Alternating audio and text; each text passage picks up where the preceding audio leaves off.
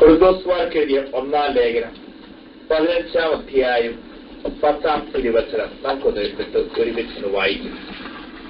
അവിടെ നമ്മെ ഒരു സ്ത്രീ നോക്കിക്കൊണ്ട് പറയുകയാണ്, നമ്മൾ എന്തായിരിക്കുന്നു അതെന്ത് ദൈവകൃപയാലാണ്. അതിനുശേഷം അവിടുന്ന് പറയുന്ന വചനം നമുക്ക് ശ്രമിക്കാം.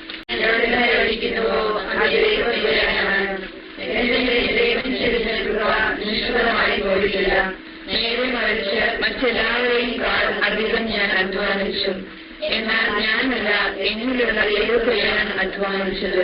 ഞാൻ എന്തായിരിക്കുന്നു അത് ദൈവകൃപയാണ്. അതിനുശേഷം പറയുകയാണ്, എന്നിലേക്ക് എന്റെ മേൽ അവിടെ ചൊരിഞ്ഞ ദൈവകൃപ നിഷ്ഫലമായി പോയിട്ടില്ല.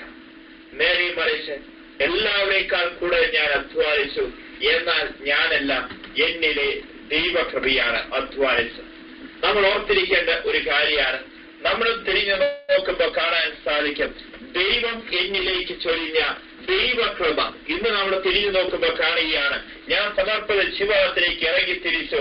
ഈ സമർപ്പിത ജീവിതത്തിലേക്ക് ദൈവം ചൊരിഞ്ഞ ദൈവകൃപ ഞാൻ ഒരിക്കലും നിഷ്ഫലമാക്കി കളഞ്ഞിട്ടില്ല എന്ന് പൗലോസ്ലീഹായ്ക്ക് പറയാൻ സാധിച്ചുവെങ്കിൽ നമുക്കും ഓർക്കേണ്ട ഒരു കാര്യമാണ്, എന്നിലേക്ക് ദൈവം ചൊരിഞ്ഞ ഈ ദൈവകൃപ ഞാൻ എപ്പോഴെങ്കിലും നിഷ്ഫലമാക്കി കളഞ്ഞിട്ടുണ്ടോ, എപ്പോഴെങ്കിലും ഞാൻ അത് നഷ്ടപ്പെടുത്തി കളഞ്ഞിട്ടുണ്ടോ എന്നുള്ളതാണ്.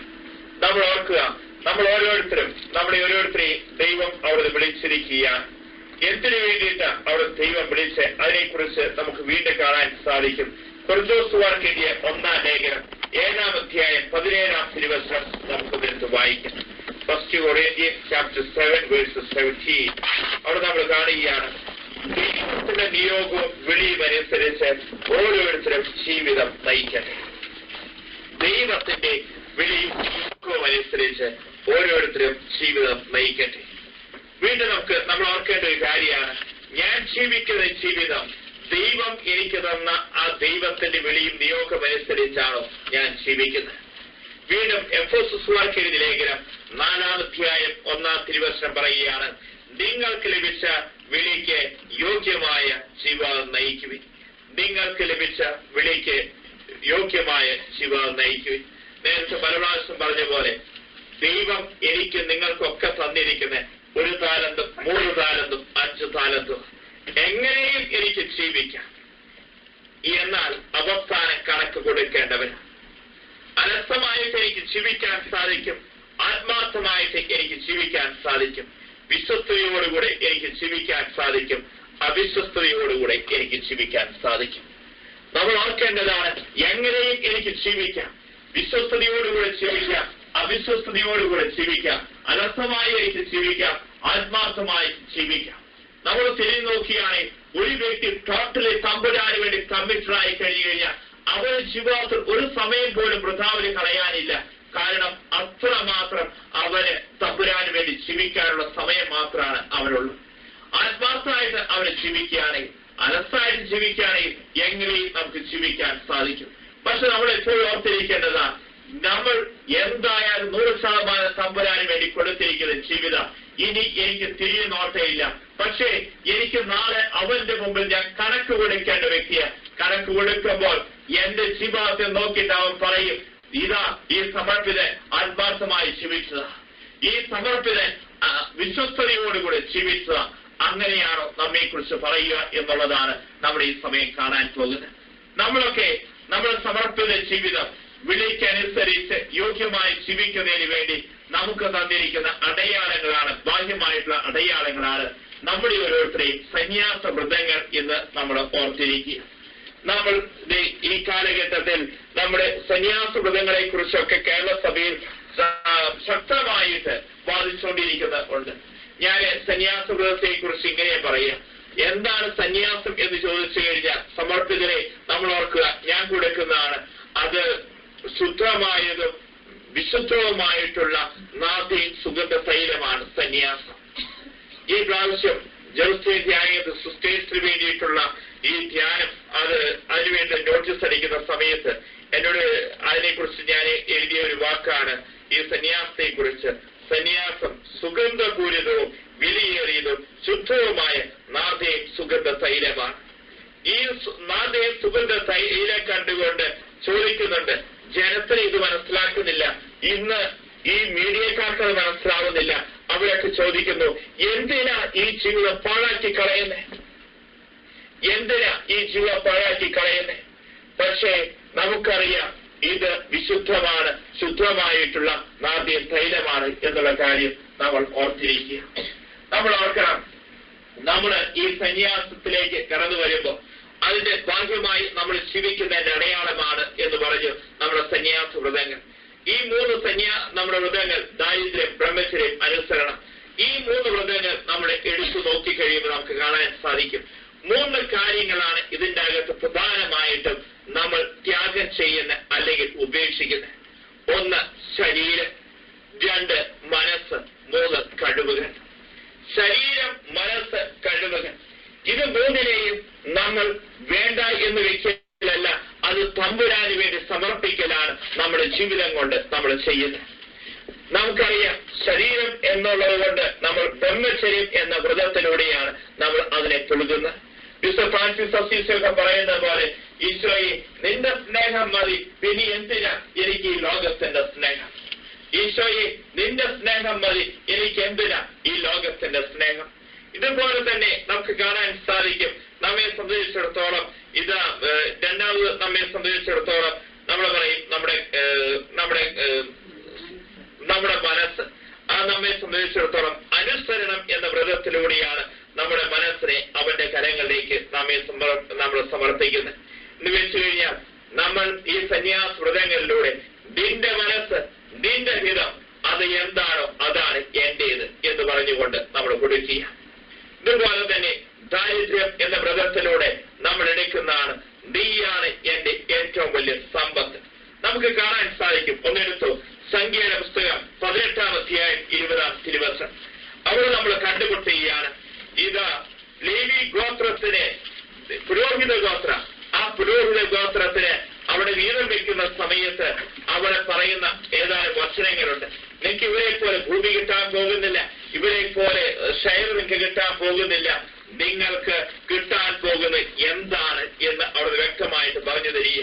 ഇന്ന് സമർപ്പിത ജീവിതങ്ങളെ പുലുകുമ്പോൾ എനിക്കും എന്താണ്, അവന് വേണ്ടി ജീവിച്ചു കഴിയുമ്പോൾ എനിക്ക് അവകാശപ്പെട്ടത് എന്താണ്, എനിക്ക് അവകാശപ്പെട്ട എന്താണെന്ന് സംഖ്യയുടെ പുസ്തകം 18-ാം അധ്യായം 20-ാം തിരുവചനത്തിൽ കാണാൻ സാധിക്കും.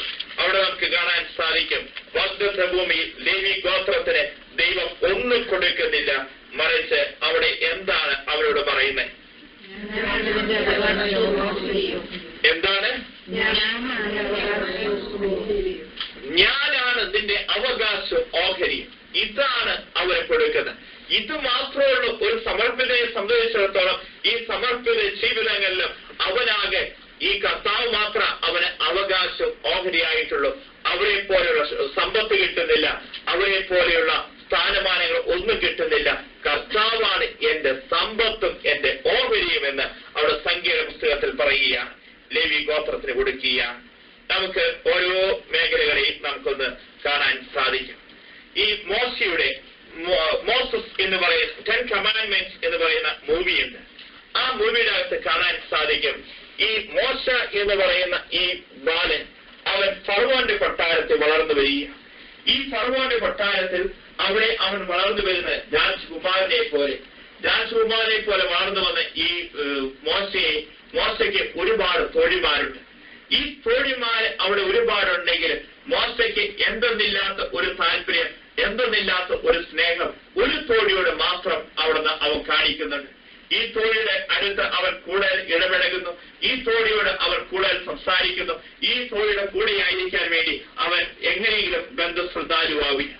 ഇത് കണ്ടിട്ട് ഇവൻ രാജകുമാരനെ പോലെ വളരുമ്പോ ബാക്കിയുള്ള തോഴിമാരെ അവരങ്ങോട്ടും ഇങ്ങോട്ടും കുശുകുശുപ്പും കാര്യങ്ങളുണ്ട്. കാര്യം ഇവൻ ഈ തോഴിയുടെ മാത്രം എന്തിനാ ഇവളെ പിന്നാലെ പോകുന്നത്? ഇങ്ങനെ ഇരിക്കുന്ന സമയത്താണ് ഒരു ദിവസം ഈ മോശയെ ഫറവോന്റെ കൊട്ടാരത്തിൽ കാണുന്നില്ല. ഈ സമയത്ത് ഈ ബാക്കിയുള്ളവരെ ആദ്യം അന്വേഷിക്കുന്നത് എവിടെയായിരിക്കും അന്വേഷിക്കുക? ഈ തോഴിയുടെ അടുത്തുണ്ടോ എന്നാണ് അന്വേഷിക്കുന്നത്. നോക്കിക്കഴിയുമ്പോൾ തോഴി അപ്രത്യക്ഷമായിട്ടില്ല. തോഴി അവിടെ വിഷമിച്ചിരിക്കുന്നുണ്ട്, എന്റെ മോശച്ചാക്കിനെ കാണാനില്ല. ഇങ്ങനെ ഇരിക്കുന്ന സമയത്ത് ഈ മോശയെ കാണാനില്ല. രാജകൊട്ടാരത്തിന് മുഴുവൻ അന്വേഷണവും കാര്യങ്ങളുമാണ്. പിറ്റേ ദിവസം നോക്കിക്കഴിഞ്ഞപ്പോ കാണുകയാണ് മോശ ഇത് പതുപോലെ അവൻ കൊട്ടാരത്തിന്റെ അകത്തേക്ക് വന്നു. ഈ സമയത്ത് മോശ ഒരു ചോദിക്കുന്നുണ്ട്, നീ എവിടെ പോയിരിക്കുകയായിരുന്നു? ആ സമയത്ത് മോശ പറഞ്ഞു, ഞാൻ ഹെറോബ് മലയിൽ പോയിരിക്കുകയായിരുന്നു. വീണ്ടും ചോദിക്കുന്നുണ്ട്, നീ എന്താ ഇങ്ങനെ പോയത്? എന്തിനു വേണ്ടിയിട്ടാ പോയത്? ആ സമയത്ത് മോശ പറയുന്നുണ്ട്, എന്നെ ദൈവം വിളിച്ചു. ദൈവം വിളിച്ചുകൊണ്ട് എന്നോട് പറയുന്നുണ്ട്, നീയുണ്ടല്ലോ ഫറവോന്റെ കൊട്ടാരത്തിൽ വളരണം. എന്തിനു വേണ്ടിയിട്ടാണ് നിന്നെ ഞാൻ ഫറവോന്റെ കൊട്ടാരത്തിലാക്കിയത്? നിനക്ക് ഒരു ദൗത്യം തരുന്നതിന് വേണ്ടിയിട്ടാണ് ഫറവോന്റെ കൊട്ടാരത്തിൽ ഞാൻ ആക്കിയത്. എന്താ ദൗത്യം? ഈജിപ്തിന്റെ അടിമത്തത്തിൽ നിന്ന് ഇസ്രായേൽ ജനത്തെ മോചിപ്പിക്കുന്നതിന് വേണ്ടിയിട്ടാണ് ഞാൻ നിന്നെ ഫറവോന്റെ കൊട്ടാരത്തിൽ കൊണ്ടുവന്ന് ആക്കിയിരിക്കുന്നത്. എന്നാൽ നമ്മൾ കാണുകയാണ് ഈ മോശ ആ ദൗത്യം ദൈവത്തിന്റെ സന്നിധിയിൽ സ്വീകരിച്ചു. തിരിച്ചു വന്നു.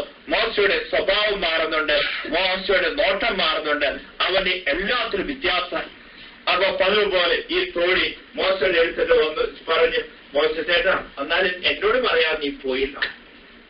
എന്നോട് നീ പറയാതെ പോയത് എന്താ? നീ എന്നോട് പറയാതെ ഇങ്ങനെ പോയത്? അവൻ പറഞ്ഞു, എന്നെ ദൈവം വിളിച്ചു. എന്റെ ദൗത്യം എന്ത് എന്ന് ദൈവം എനിക്ക് കാണിച്ചു തന്നു. എന്റെ ദൗത്യം ഈജിപ്തിന്റെ അടിമത്തത്തിൽ നിന്ന് ഇസ്രായേൽ ജനത്തെ മോചിപ്പിക്കുക എന്നുള്ളത്. എന്നാലും ഈ മോശയോട് അവള് ചോദിച്ചു, മോശ ചേട്ടാ, എന്നാലും എവിടെ ഈ പുതിയ അറിവും കാര്യങ്ങളൊക്കെ കിട്ടിയത്? ഈ സമയത്ത് അവളോട് ഈ മോശ പറയുന്നു, ഞാൻ ദൈവത്തെ കണ്ടു, ദൈവം എന്നോട് സംസാരിച്ചു, ദൈവം എന്നോട് പറഞ്ഞു, ദൈവം എന്നോട് സംസാരിച്ചു. ഇത്രയും കാലം നീ ഓർത്തോ, ഇത്രയും കാലം നിനക്ക് വേണ്ടി എന്റെ ഹൃദയം ഞാൻ ഒരുപക്ഷെ തന്നിട്ടുണ്ടാകും. ഇനി മുതൽ ഈ ഹൃദയം ഞാൻ ദൈവത്തിന് കൊടുത്ത ഈ ഹൃദയം ഞാൻ നിനക്ക് തന്നു കഴിഞ്ഞാൽ ഞാൻ ദൈവത്തോട് അവിശ്വസ്തതയല്ലേ കാണിക്കുന്നത്?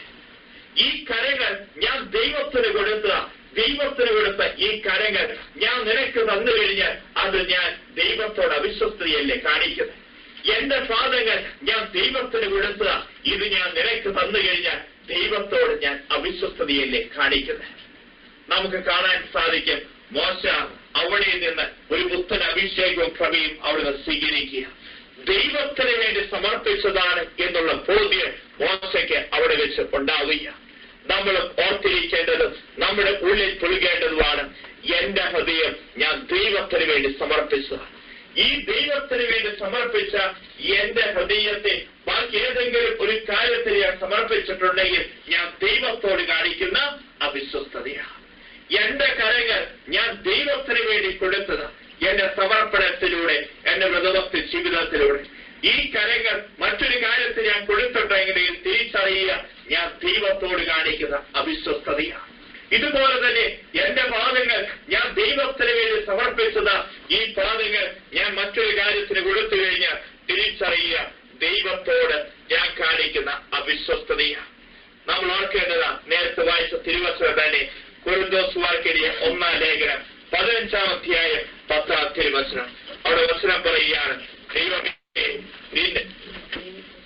എന്താ പറയുന്നത്? നമ്മളെപ്പോഴും ഞാൻ എന്തായിരിക്കുന്നു അത് ദൈവകൃപയാലാണ്. തുടർന്ന് എന്റെ മേൽ ചൊരിഞ്ഞ കൃപ നിഷ്ഫലമായി പോയിട്ടില്ല എന്ന് ഞാൻ വിശ്വസിക്കുന്നു. നിഷ്ഫലമായി പോയിട്ടില്ല എന്ന് പറയാണ്. എല്ലാരേക്കാൾ കൂടുതൽ ഞാൻ അധ്വാനിച്ചു, എങ്കിലും ഞാനല്ല അധ്വാനിച്ച് എന്നിലുള്ള ഞാൻ പലപ്പോഴും ചിന്തിച്ച് എനിക്ക് വലിയൊരു ഉത്തരം കിട്ടിയത്. ചില സമയത്ത് ഞാൻ ചിന്തിക്കാറുണ്ട്, എനിക്ക് ജലസ്ത്രീ ഞാൻ ഈ അഡ്മിനിസ്ട്രേറ്റർ എന്ന് പറയുന്ന സാധനം എന്റെ തലയിൽ വെച്ചിട്ടുണ്ട്. അപ്പൊ എനിക്ക് എന്താ പ്രശ്നം, ഈ കിടന്ന് നേരം എടുത്ത് വൈകുന്നേരം വരെ നമ്മൾ അധ്വാനിക്കുക, ബാക്കിയുള്ളവർ ഇത് ഇങ്ങനെ വളരെ കൃത്യ സമയത്ത് സ്റ്റേജിലേക്ക് കയറി വരുന്ന പ്രസംഗവും കാര്യങ്ങളൊക്കെ ആയിട്ട് നമ്മൾ ഇതിനു വേണ്ടി എല്ലാ കാര്യം കൺവെൻഷൻ വരാൻ പോകുമ്പോഴത്തേനും 10,000-50,000 പേരുടെ കാര്യങ്ങൾ മുഴുവൻ ചെയ്യുക, ഇതിനെക്കുറിച്ചുള്ള ചിന്തകളും കാര്യങ്ങളും. ഈ സമയത്ത് എന്റെ ഉള്ളില് ഇത് ഞാൻ മാത്രം കിടന്ന് അധ്വാനിക്കാൻ, ബാക്കിയുള്ളവരത് ഇങ്ങനെ വെറുതെ സമയത്ത് സ്റ്റേജിലേക്ക് കടന്നു വരാൻ എന്നൊക്കെ ഞാൻ പലപ്പോഴും ചിന്തിച്ചിട്ടുണ്ട്. ആരോടും ചില പറയരുത്. അപ്പം ഞാൻ ഈ രാവും പകലും കിടന്ന് അധ്വാനിക്കാം. പക്ഷേ ഞാൻ ഈ വചനം വായിച്ച പിന്നെ എനിക്ക് അതിന് ഒരു അഭിഷേകം കിട്ടിയത്. എല്ലാവരേക്കാൾ കൂടെ ഞാൻ അധ്വാനിച്ചു, എന്നാൽ ഞാനല്ല അധ്വാനിച്ച് ആരാ? ഇവിടെ ഇരിക്കുന്ന ഏതെങ്കിലും ഒരു സിസ്റ്റർ ഇവിടെ ഇരുന്ന് ചിന്തിക്കുകയാണ്, കർത്താവേ ഞാൻ തന്നെ ഈ കോൺവെന്റ് മുഴുവൻ ജോലി ചെയ്യാൻ വേണ്ടി നേരം വെളുത്തു കഴിഞ്ഞാൽ സ്നോ മൂവർ ഈ മഞ്ഞ് മാറ്റേണ്ട ജോലി എനിക്ക് തന്നെ എല്ലാ ദിവസവും, എനിക്ക് ഈ മോർണിംഗ് ഡ്യൂട്ടിക്ക് പോകുന്ന കാണുന്നു, ബാക്കി എല്ലാം സുഖമായിട്ട് കിടന്നുറങ്ങുന്നു. അത് കഴിഞ്ഞ് ഇതേ കിച്ചണിൽ വന്നു കഴിഞ്ഞിട്ടുണ്ടെങ്കിൽ ഞാൻ തന്നെ കുക്ക് ചെയ്യണം, ഞാൻ ബാക്കിയൊരെണ്ണം പോലും കുക്ക് ചെയ്യുന്നില്ല, സൈലന്റായി പുറകോടുകൂടെ ഞാൻ ഇതൊക്കെ ചെയ്തു തീർക്കുന്നു. പക്ഷേ സിസ്റ്ററെ ഞാനല്ല, ഇതൊക്കെ ഞാൻ എല്ലാവരെക്കാൾ കൂടെ ഞാൻ ഗവൺമെന്റിൽ അധ്വാനിക്കുന്നുണ്ട്. കോൺവെന്റ് അധ്വാനിക്കുന്നത് തിരിച്ചറിഞ്ഞു. ഞാനല്ല അധ്വാനിക്കുന്ന സിസ്റ്ററെ, ആരാണ്? ഏതാ? അത്രയും സിസ്റ്റർ ഓർക്കേണ്ട ഒരു കാര്യമാണ്. എല്ലാവരെക്കാൾ കൂടെ ഞാൻ അധ്വാനിക്കുമ്പോ എന്നിലേക്ക് തമ്പുരാൻ അത്രയും കൃപയൊഴിക്കുന്നത് കൊണ്ടാ ഞാൻ അധ്വാനിക്കുന്നേ. ഈ കൃപയൊഴുക്കിയില്ലായിരുന്നെങ്കിൽ ഞാനും അവരെ പോലെ ആയേനെ. അപ്പൊ വിഷമം തീർന്നോ?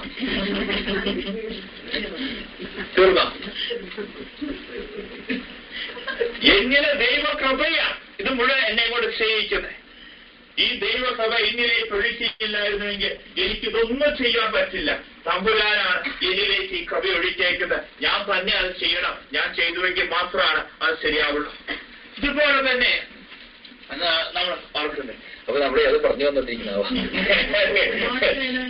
മോശം. അതായത് ഇതുപോലെ തന്നെ മറ്റൊരു സംഭവം ഞാൻ പറയാം. ഓക്കെ, ഓരോരുത്തർ വിളിയും ദൗത്യം. ഈ ബോബി കട്ടിക്കാടച്ചന്റെ പുസ്തകത്തില് ഒരു സംഭവം എഴുതിയിരിക്കുന്ന. കട്ടിക്കാടച്ച് ഇങ്ങനെയാ പറയുന്നത്, ഒരു കൊച്ച്, ആ കൊച്ചിന് അരങ്ങേറ്റം നടക്കുക. അരങ്ങേറ്റം നടക്കുന്ന സമയത്ത് ഈ കൊച്ച് നോക്കിക്കഴിയുമ്പോ ഇതാ ഈ കൊച്ച് മനോഹരമായിട്ട് പെർഫോം ചെയ്തിരിക്കുക.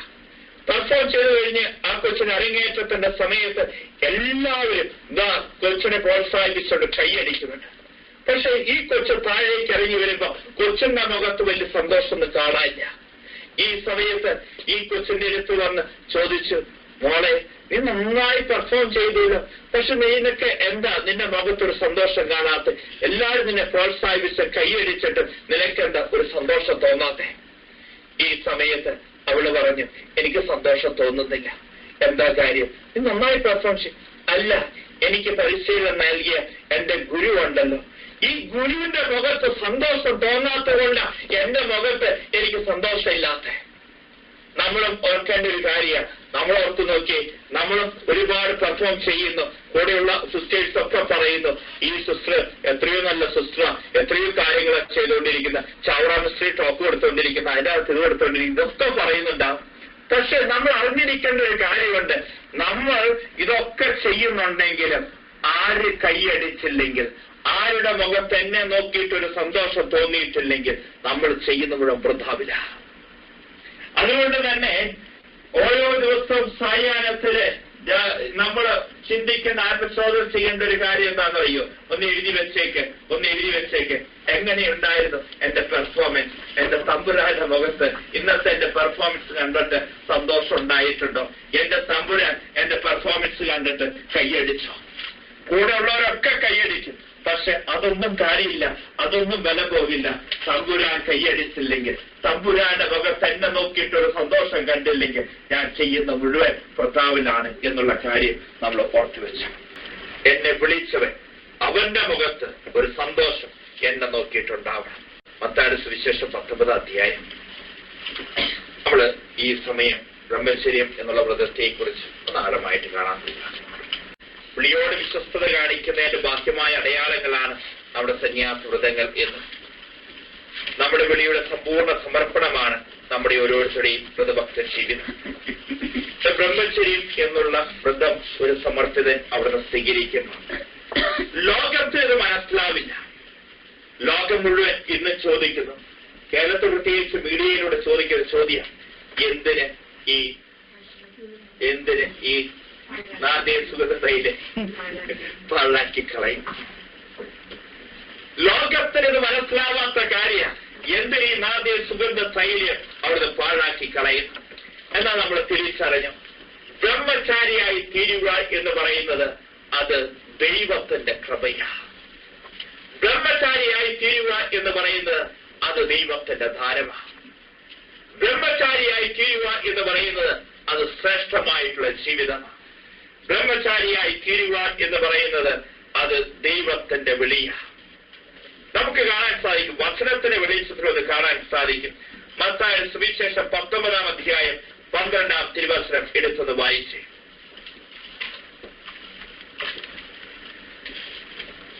മത്തായി സുവിശേഷം 19-ാം അധ്യായം 12-ാം തിരുവചനം എടുത്തൊന്ന് വായിച്ചേ. എന്തെന്നാൽ ഷണ്ടരായി ജനിക്കുന്നവരുണ്ട്, മനുഷ്യർ ഷണ്ടരാക്കപ്പെടുന്നവരുണ്ട്, സ്വർഗ്ഗരാജ്യത്തെ പ്രതി തങ്ങളെ തന്നെ ഷണ്ടരാക്കുന്നവരുണ്ട്. ഗ്രഹിക്കാൻ ഗ്രഹിക്കട്ടെ. അവിടെയും പറയുന്നുണ്ട്, ഇത് എല്ലാവർക്കും മനസ്സിലാവുന്ന കാര്യമൊന്നുമില്ല, ഗ്രഹിക്കാൻ കഴിവുള്ള അവിടെ ഗ്രഹിക്കട്ടെ എന്ന് പറഞ്ഞു. 3 തരം ഷണ്ടന്മാരെ കുറിച്ച് പറയുകയാണ്. ഇത് ജന്മനാ ഷണ്ടന്മാരായിട്ടുള്ളവരുണ്ട്, അത് മനുഷ്യർ ഷണ്ടന്മാരാക്കപ്പെടുന്നവരുണ്ട്, എന്നാൽ ദൈവരാജ്യത്തെ പ്രതി ഷണ്ടന്മാരാകുന്നവരുണ്ട്. നമ്മെ സംബന്ധിച്ചിടത്തോളം നമ്മൾ ഓർക്കുക, നമ്മളെ സംബന്ധിച്ച് ബ്രഹ്മചാരികളായി തീർന്നിട്ടുണ്ടെങ്കിൽ നമ്മളൊരു ഉന്നതമായ ലക്ഷ്യം കണ്ടുകൊണ്ട് ഷണ്ടന്മാരായി ബ്രഹ്മചാരികളായി തീർന്നിരിക്കുന്ന വ്യക്തികളാണ്. അത് എന്താണ് നമുക്ക് കാണാൻ സാധിക്കും. നോക്കി, ഇന്ത്യയിൽ വരെ നോക്കി, APJ അബ്ദുൽ കലാം അദ്ദേഹം വിവാഹിതനല്ല. അദ്ദേഹം വിവാഹം കഴിക്കാതിരുന്ന എന്തുകൊണ്ട്? ഒരു ഉന്നതമായ ലക്ഷ്യം അദ്ദേഹം കണ്ടിട്ടുണ്ടായിരുന്നു. ആ ഉന്നതമായ ലക്ഷ്യത്തിന് വേണ്ടി അദ്ദേഹം സമർപ്പിച്ചുകൊണ്ടാണ്. ഇതുപോലെ തന്നെ എനിക്ക് കൊളംബസിൽ ഒരു കുടുംബത്തെ അറിയാം, മലയാളി അദ്ദേഹത്തെ സംബന്ധിച്ച്. അദ്ദേഹം വിവാഹം ചെയ്തിട്ടില്ല. എന്തുകൊണ്ട് അദ്ദേഹം വിവാഹം ചെയ്യാതിരുന്നത്? അദ്ദേഹം ഒരു ഉന്നതമായ ലക്ഷ്യം കണ്ടുകൊണ്ട് റിസർച്ച് ചെയ്തുകൊണ്ടിരിക്കുന്ന ഒരു വ്യക്തിയാണ്. അദ്ദേഹം ഒരു വലിയ ലക്ഷ്യം കണ്ടതുകൊണ്ട് അദ്ദേഹം വിവാഹം ചെയ്യാതിരുന്നത്.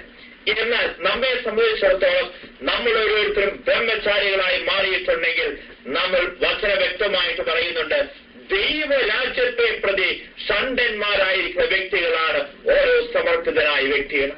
ഈ ലോകമെല്ലാം ദൈവരാജ്യത്തെ മുന്നിൽ കണ്ടുകൊണ്ട് ദൈവരാജ്യത്തിന് വേണ്ടി സമർപ്പിച്ചിരിക്കുന്ന വ്യക്തികളാണ് നമ്മൾ ഓരോരുത്തരും. ഉന്നതമായ ലക്ഷ്യം കണ്ടുകൊണ്ട് നമ്മൾ ഓരോരുത്തരും അവിടുന്ന് ബ്രഹ്മചാരികളായി മാറിയിരിക്കുക. വീണ്ടും നമുക്ക് കാണാൻ സാധിക്കും. മത്തായി സുവിശേഷം 19-ാം അധ്യായം 27-ാം തിരുവചനം എടുത്തൊന്ന് വായിച്ചു. മത്തായി സുവിശേഷം അവിടെ നമുക്ക് കാണാൻ സാധിക്കും. 19-ാം അധ്യായം 27 മുതലുള്ള തിരുവചനം എടുത്ത് വായിച്ചു. അവിടെ നമുക്ക് കാണാൻ സാധിക്കും, നിത്യസമ്മാനം പ്രതിഫലം കിട്ടുന്നതാണ് ബ്രഹ്മചാരിക്ക്. വെറുതെയൊന്നുമല്ല, ഈ ലോകത്തിനപ്പുറം ഒരു ജീവിതമുണ്ട്. ബ്രഹ്മചാരി അവിടെ വിശ്വസ്തയോടുകൂടി ജീവിക്കുമ്പോൾ അവന് നിത്യ സമ്മാനം അവിടെ ലഭിക്കും എന്ന് വ്യക്തമായ വചനത്തെ കാണാൻ സാധിക്കും. 19-27 വായിച്ച് 27 മുതൽ. അപ്പോൾ പത്രോസ് പറഞ്ഞു, ഇതാ ഞങ്ങൾ എല്ലാം ഉപേക്ഷിച്ച് നിന്നെ അനുഗമിച്ചിരിക്കുന്നു, ഞങ്ങൾക്ക് എന്താണ് ലഭിക്കുക? യേശു അവരോട് പറഞ്ഞു, സത്യമായി ഞാൻ നിങ്ങളോട് പറയുന്നു, പുനർജീവിതത്തിൽ മനുഷ്യപുത്രൻ തന്റെ മഹത്വത്തിന്റെ സിംഹാസനത്തിൽ ഉപവിഷ്ടനാകുമ്പോൾ ഇസ്രായേലിന്റെ 12 ഗോത്രങ്ങളെ വിഭജിച്ചുകൊണ്ട് 12 സിംഹാസനങ്ങൾ ഇരിക്കും.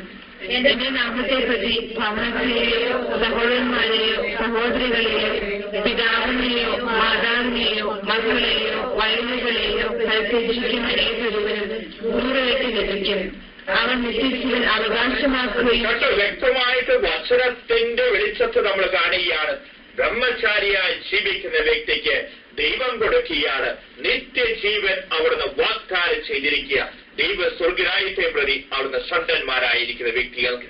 വീണ്ടും നമ്മൾ കാണുക 19-ാം അധ്യായം 11-ാം തിരുവചനത്തിൽ കാണാൻ സാധിക്കും, ദൈവത്തിന്റെ കൃപയാണ് ബ്രഹ്മചര്യം എന്ന് പറയുന്നത്. നമ്മുടെ കഴിവുകൊണ്ടല്ല, ഇതുകൊണ്ടാണ് ഈ ബ്രഹ്മചാരിയായി നമുക്ക് ജീവിക്കാൻ സാധിക്കുന്നത്. എന്റെ പെങ്ങളെന്നോട് ചോദിച്ചു, എങ്ങനെയാ ചേട്ടൻ ബ്രഹ്മചാരിയായിട്ട് ഇങ്ങനെ ജീവിക്കുന്നത്? എനിക്ക് ആദ്യം എന്തെന്ന് പറയാതെ എനിക്കൊരു സംശയം ഉണ്ടായിരുന്നു. പിന്നെ ഞാൻ പറഞ്ഞു, എന്റെ കഴിവല്ല, by the grace of God, തമ്പുരാന്റെ കൃപ കൊണ്ട് മാത്രമാണ് ബ്രഹ്മചാരിയായി ജീവിക്കാൻ പറ്റുക. നമുക്കത് എടുത്ത് ഒന്ന് വായിക്കാം. മത്തായി സുവിശേഷം 19-ാം അധ്യായം 11-ാം തിരുവചനത്തിൽ പറയുന്നുണ്ട്, അവൻ പറഞ്ഞു, കൃപ ലഭിച്ചവരല്ലാതെ മറ്റാരും ഈ ഉപദേശം ഗ്രഹിക്കുന്നില്ല. കണ്ടോ, കൃപ ലഭിച്ചവർക്ക് മാത്രമാണ് അവിടുന്ന് ബ്രഹ്മചാരിയാവാൻ സാധിക്കുള്ളൂ. എല്ലാവർക്കും സാധിക്കുന്ന കാര്യമൊന്നുമല്ല, ആഗ്രഹിച്ച അവർക്ക് സാധിക്കുന്ന കാര്യമല്ല. തമ്പുരാന്റെ കൃപയുണ്ടെങ്കിലാണ് എനിക്ക് ബ്രഹ്മചാരിയായി ജീവിക്കാൻ സാധിക്കുകയുള്ളൂ. ആ കൃപ ലഭിച്ചവരാണ് നമ്മൾ ഓരോരുത്തരും. അതുകൊണ്ട് തന്നെ നമ്മൾ പലപ്പോഴും ചിന്തിക്കുക, ആൾക്കാർ ചോദിക്കും, ബുദ്ധിമുട്ടല്ലേ ഇത് ശിഷ്യനാകുക? നമ്മുടെ കഴിവല്ല. നമ്മെ സംബന്ധിച്ചിടത്തോളം ഇത് തമ്പുരാന്റെ കൃപ കൊണ്ട് മാത്രം ജീവിക്കാൻ പറ്റുന്ന. വീണ്ടും നമുക്ക് കാണാൻ സാധിക്കും, കൊറിന്തോസുകാർക്ക് എഴുതിയ 1 Corinthians chapter 7 verse 7. അവിടെ നമ്മൾ കാണുകയാണ്, ദൈവത്തിന്റെ വിളിയാണ് ബ്രഹ്മചര്യം എന്ന് നമുക്ക് കാണാൻ സാധിക്കും. നാലാമതായി നമ്മൾ കാണുക ദൈവത്തിന്റെ വിളിയാണ്, ദൈവം വിളിച്ചത് ഈ ബ്രഹ്മചര്യം എന്ന് പറയുന്നത്. അവിടെ പൗലോസ് പറയുകയാണ്, എല്ലാവരും എന്നെ പോലെ ആയിരുന്നുവെങ്കിൽ എന്ന് ഞാൻ ആലോചിക്കുക. പക്ഷേ ഇതെല്ലാവർക്കും പറ്റില്ല. എല്ലാവർക്കും വ്യത്യസ്തമായ ദാനങ്ങളാണല്ലോ അവിടെ തന്നിരിക്കുന്നത്. ഒന്ന് കിട്ടിയെന്ന് വായിക്കും.